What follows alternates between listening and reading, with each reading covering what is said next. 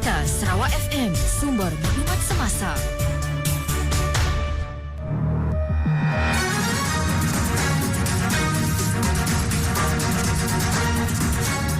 Tajuk berita utama petang ini.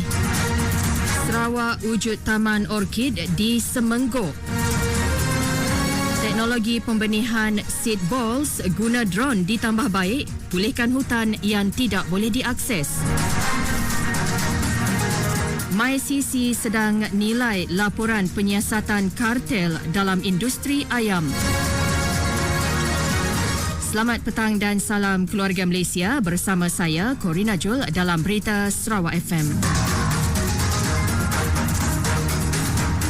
Jabatan Hutan Sarawak telah dipertanggungjawab untuk mewujudkan Taman Orkid yang berasaskan penyelidikan bagi menambah nilai spesies orkid sedia ada di negeri ini. Premier Sarawak, Datuk Patinggi Tan Sri Abang Johari Tun Openg berkata, RM5 juta telah diperuntukkan bagi pengujudan taman tersebut yang akan mengguna pakai peralatan digital untuk aktiviti penyelidikan, analisa dan penghasilan orkid dalam jumlah yang besar. Taman berkenaan yang akan dibangunkan di Semenggok, Jalan Puncak, Borneo akan menjadi venue penyelidikan ekonomi berikutan permintaan yang tinggi terhadap orkid untuk pelbagai upacara. Penanaman orkid merupakan industri yang luas untuk diterokai dan boleh menjadi produk ekspor jika diusahakan secara komersial. Beliau yakin menerusi penyelidikan di Taman Orkid itu kelak, Sarawak akan menghasilkan spesies orkid yang menarik dan unik berikutan spesies-spesies istimewa yang terdapat di Borneo dan boleh dikacukkan. Datuk Patinggi Tan Sri Abang Johari berucap pada majlis sambutan Hari Hutan Antarabangsa peringkat negeri di Industrial Forest Research Centre, Jalan Puncak, Borneo.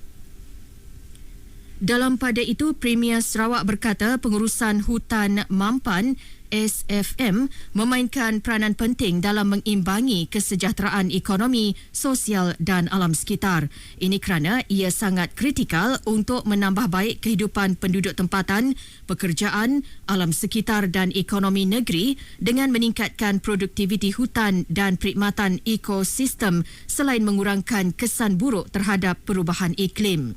Tambahnya, untuk mencapai usaha tersebut, pensijilan pengurusan hutan FMC merupakan alat utama untuk melaksanakan SFM bagi memastikan ia memenuhi piawaian antarabangsa dan meminimumkan kesan alam sekitar daripada operasi hutan. Tegasnya, Sarawak sedang berusaha keras untuk mendapatkan pensijilan tersebut dan setakat ini 13 unit pengurusan hutan dan 6 unit pengurusan hutan tanam dengan keluasan masing-masing 1.27 juta hektar dan 94,966 hektar telah menerima pensijilan berkenaan. Terdahulu dalam ucapan Pengarah Hutan Sarawak, Datuk Hamdin Muhammad berkata pihaknya sedang berusaha menambah baik teknologi pembenihan seed balls menggunakan drone untuk memungkinkan pemulihan hutan di kawasan yang tidak boleh diakses. Ia melibatkan pembangunan seed pods atau tempat penyimpanan anak benih biodegradasi bagi mempercepat dan meningkatkan kecekapan serta ketepatan penanaman anak benih menggunakan drone. Usaha ini sedang dilakukan dengan kerjasama Universiti Putra Malaysia Kampus Bintulu untuk menghasilkan seed pods menggunakan berbentuk bom atau roket yang mengandungi tanah dan nutrien. Penggunaan penanaman anak benih menggunakan drone yang mula diperkenal pada Mei 2021 telah berjaya menjatuhkan 71,602 anak benih hutan komunal Lubuk Ria, hutan simpan Sabal dan Balingian. Jabatan itu juga telah menguji penggunaan seed balls untuk 7 spesies pokok iaitu kelampayan, geronggang, empitap, sawih, terentang, jambu laut dan longan. Tahun ini, Jabatan Hutan Sarawak menyasar untuk menghasilkan 300,000 seed balls. Jabatan Hutan Sarawak JHS memeterai 3 memorandum persefahaman MOU dan 1 memorandum perjanjian MOA bersama 4 rakan strategiknya bersempena Majlis Sambutan Hari Hutan Antarabangsa Peringkat Negeri Sarawak. Rakan strategik terdiri daripada Jabatan Perhutanan, Persekutuan Semenanjung Malaysia JPSM, Perbadanan Institut Penyelidikan Perhutanan Malaysia FRIM Sendirian Berhad, Tabung Alam Sedunia WWF Malaysia dan Persatuan Jepun Malaysia PJM. JHS diwakili pengarahnya Datuk Hamdin Mohamad dan majlis menandatangani memorandum tersebut disaksikan oleh Premier Sarawak Datuk Patinggi Tan Sri Abang Johari Tun Openg di Kuching hari ini. Di bawah MOU bersama JPSM, kedua-dua pihak bersetuju meneruskan MOU yang serupa sebelum ini untuk memberi latihan kepada pelajar Sarawak dalam sektor perhutanan. Sepanjang kerjasama sebelum ini, 90 pelajar Sarawak telah berjaya menamatkan latihan mereka yang dijalankan di Institut Latihan Perhutanan Kepong. Kerjasama tersebut akan dilanjutkan lagi untuk tempoh 5 tahun akan datang. Menerusi MOU dengan WWF Malaysia pula, ia bagi mempromosi, mengukuh dan membangunkan kolaboratif mampu untuk Sarawak dalam mencapai matlamat pemuliharaan. Ia bagi perlindungan dan pengurusan alam sekitar di kawasan pemuliharaan utama selain menggalakkan perlindungan ekosistem dan memudahkan integrasi biodiversiti. MOU terakhir adalah bersama PJM yang diwakili oleh Presidennya Ogawa Takakazu dengan objektif meneroka kerjasama dalam pemulihan landscape hutan untuk memulihkan kawasan hutan terdegradasi di kawasan hutan kekal. Bagi MOU yang ditandatangani, ia bagi melantik FRIM Sendirian Berhad sebagai perunding Projek Inventory Sumber Hutan Fasa 3 bersama Unit Inventory Hutan di bawah bahagian perancangan dan pengurusan JHS. Ia bagi melengkapkan pengumpulan data di kawasan hutan kekal Sarawak yang berkeluasan 3.9 juta hektar. Berita ini disiarkan dari Sarawak FM. Suruhanjaya Persaingan Malaysia MyCC menerusi pasukan khasnya sedang menilai laporan penyiasatan mengenai dakwaan kartel dalam industri ayam. MyCC dalam satu kenyataan memaklumkan Suruhanjaya itu yang diketuai oleh pengerusinya Datuk Seri Muhammad Hishamuddin Mat Yunus dan 8 anggota MyCC bersidang semalam untuk pembentangan laporan penyiasatan oleh pasukan khas tersebut. Menurut MyCC, sekiranya terdapat bukti kartel, keputusan cadangan di bawah Seksyen 36 Akta Persaingan 2010 akan dikeluarkan terhadap pihak berkenaan. Namun jika tiada bukti yang menunjukkan unsur-unsur pelanggaran, MyCC akan menutup penyiasatan selaras dengan Seksyen 16 Akta sama.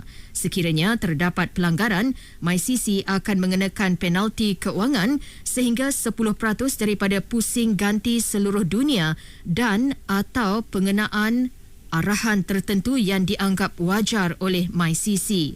MyCC menubuhkan pasukan khas tersebut susulan arahan daripada Majlis Tindakan Sara Hidup Negara awal tahun ini bagi menyiasat dakwaan kartel dalam industri ayam.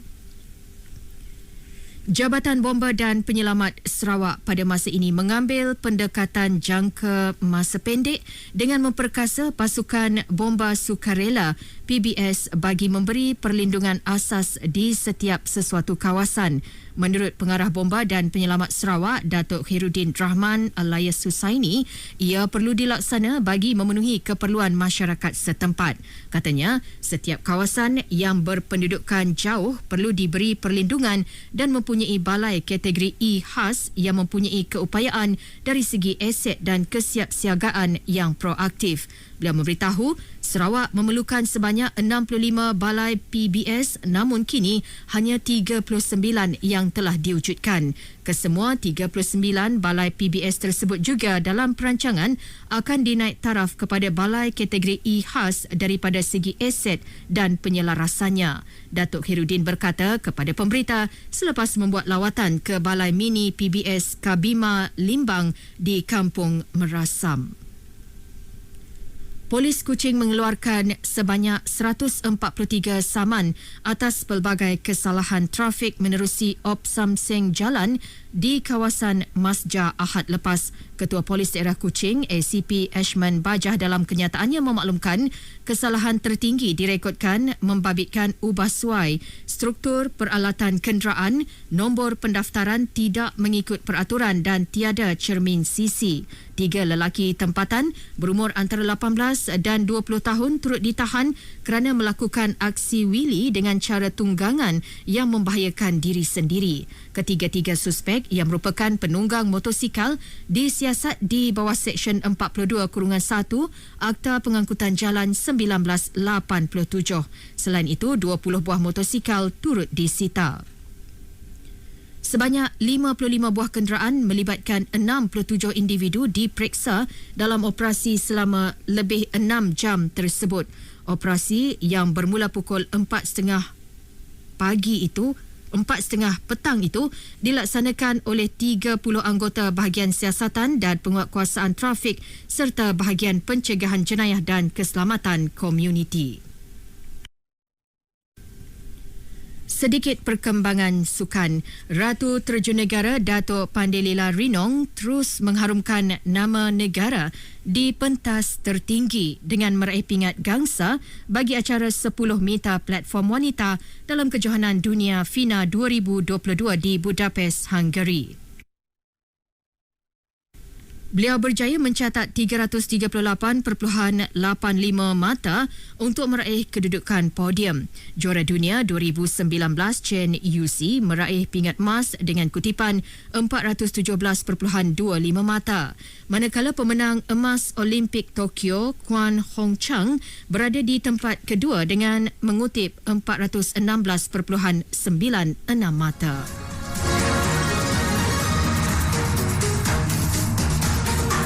Sebagai penutup disampaikan tajuk berita utama sekali lagi.